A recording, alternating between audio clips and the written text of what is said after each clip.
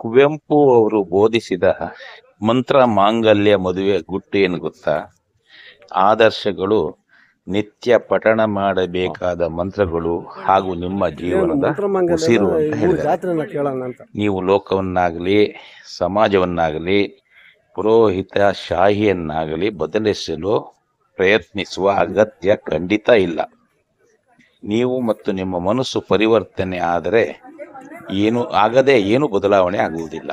ನಿಮ್ಮಲ್ಲಿ ಪ್ರಾಮಾಣಿಕತೆ ಏನಾದರೂ ಇದ್ದರೆ ನಾನು ಹೇಳುವ ಸಣ್ಣ ಸುಧಾರಣೆ ನಿಮ್ಮ ಜೀವನದಲ್ಲಿ ಮಾಡಿಕೊಳ್ಳಿ. ನಿಮ್ಮ ಮದುವೆ ವರದಕ್ಷಿಣೆ ತೆಗೆದುಕೊಳ್ಳದೆ, ಶಾಸ್ತ್ರಾಚಾರಗಳಿಗೆ ಕಟ್ಟು ಬೀಳದೆ, ನಿಮ್ಮ ಅಂತಸ್ತಿನ ಪ್ರದರ್ಶನ ಮಾಡಲು ದಂದು ಮಾಡದೆ ಸರಳವಾಗಿ ಮದುವೆ ಮಾಡಿಕೊಳ್ಳಿ. ಇದ್ಯಾವ ಮಹಾಕ್ರಾಂತಿ ಎಂದು ನಿಮಗೆ ಅನ್ನಿಸಬಹುದು.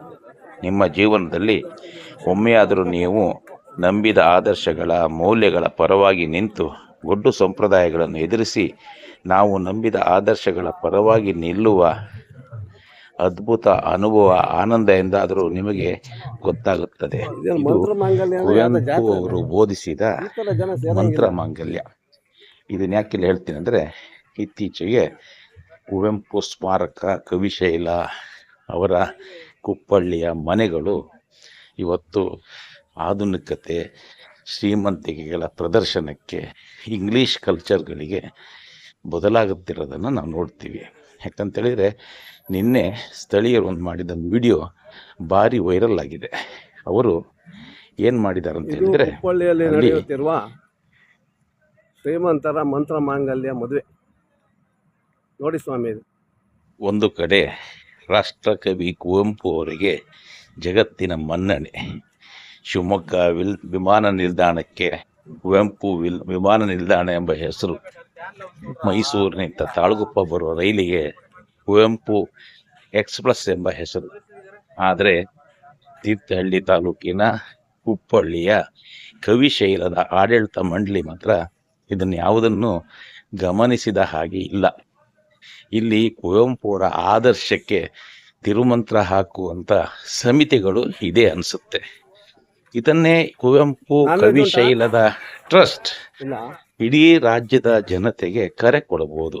ಅಂತರ್ಜಾತೀಯ ಸರಳ ವಿವಾಹ ಆಗುವವರಿಗೆ ಕುಪ್ಪಳ್ಳಿಯಲ್ಲಿ ನಾವು ಉಚಿತವಾಗಿ ಆತಿಥ್ಯ ಮಾಡ್ತೇವೆ, ನಿಮ್ಮ ಮದುವೆಗಳನ್ನು ನೀವು ಇಲ್ಲೇ ಮಾಡಿಕೊಡಿ ಅಂತ ಹೇಳುವಂಥ ಕೆಲಸವನ್ನು ಕುಪ್ಪಳ್ಳಿಯ ಕವಿಶೈಲ ಟ್ರಸ್ಟ್ ಮಾಡಬಹುದಿತ್ತು. ಆದರೆ ಇದೆಲ್ಲದು ನಡೀತಾ ಇಲ್ಲ, ನಡೆಯಲಿಕ್ಕೆ ಬಿಡ್ತಾ ಇಲ್ಲ ಅಂತ ಅನ್ಸೋದು ಈ ಸ್ಥಳೀಯರು ಮಾಡಿದ ವಿಡಿಯೋದಲ್ಲಿ ಗೊತ್ತಾಗುತ್ತೆ. ಇತ್ತೀಚೆಗೆ ನನಗೆ ವಿಧಾನಸೌಧ ನೋಡಿದರೆ ಇದೇ ರೀತಿ ಭಾವನೆ ಬರುತ್ತೆ.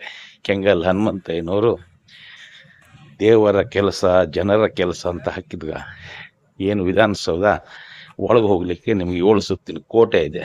ಜನಸಾಮಾನ್ಯರಿಗೆ ಅದು ನಿಟ್ಕಲ್ಲ.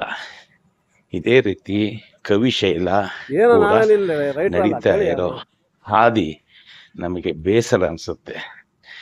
ಆದ ನೋಡಿ, ಜಂಗಮಕ್ಕೆ ಅಳಿವಿಲ್ಲ, ಸ್ಥಾವರಕ್ಕೆ ಅಳಿವುಂಟು ಅಂತ ನಾವು ಸಮಾಧಾನ ಮಾಡ್ಕೊಳ್ಳೋಣ. ಆದರೂ ಕೂಡ ಇದೊಂದು ಜಿಲ್ಲೆಯ ಜನತೆ, ರಾಜ್ಯದ ಜನತೆ ನೋವಿನಿಂದ ಹೇಳುವಂಥ ವಿಚಾರ ಆಗಿದೆ.